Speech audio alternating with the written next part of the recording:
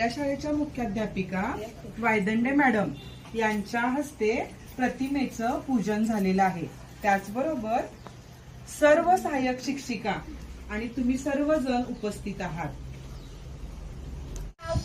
गंगाधर पंत व आईचे नाव पार्वतीबाई असे होते। त्यांनी स्वराज्याची संकल्पना रुजवली आणि इंग्रजांविरुद्ध बंड पुकारले।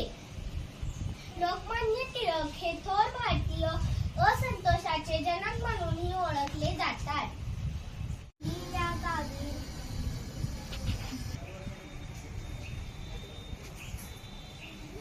स्वराज्य हा माझा जन्मसिद्ध हक्क आहे, तो मी मिळवणारच, अशी सिंह गर्जना करणारे लोकमान्य टिळक यांचा जन्म 23 जुलै 1856 रोजी रत्नागिरी जिल्ह्यातील चिखलगाव येथे झाला।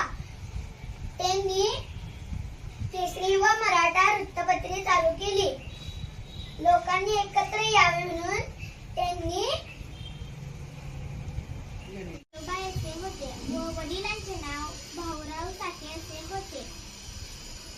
संपूर्ण निरक्षर असणाऱ्या अण्णाभाऊ साठेंनी पोवाडे, लावणी, गवळण, कादंबरी असे सर्वच प्रकार सुशिक्षित व समृद्धी केले। छत्रपती शिवरायांचे चरित्र त्यांनी आपल्या पोवाड्यातून रशियापर्यंत लोक एकत्र येतील, हो की नाही। आपण आता गणपती उत्सव बघतो, कितीतरी लोक त्या माधवारला असतात, हो की नाही।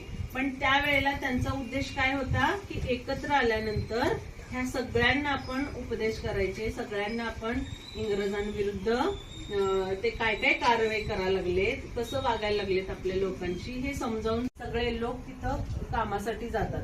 आणि आपल्या पूर्ण भारत देशाची ती पैशाची राजधानी आहे असं आपण आता म्हणतोय।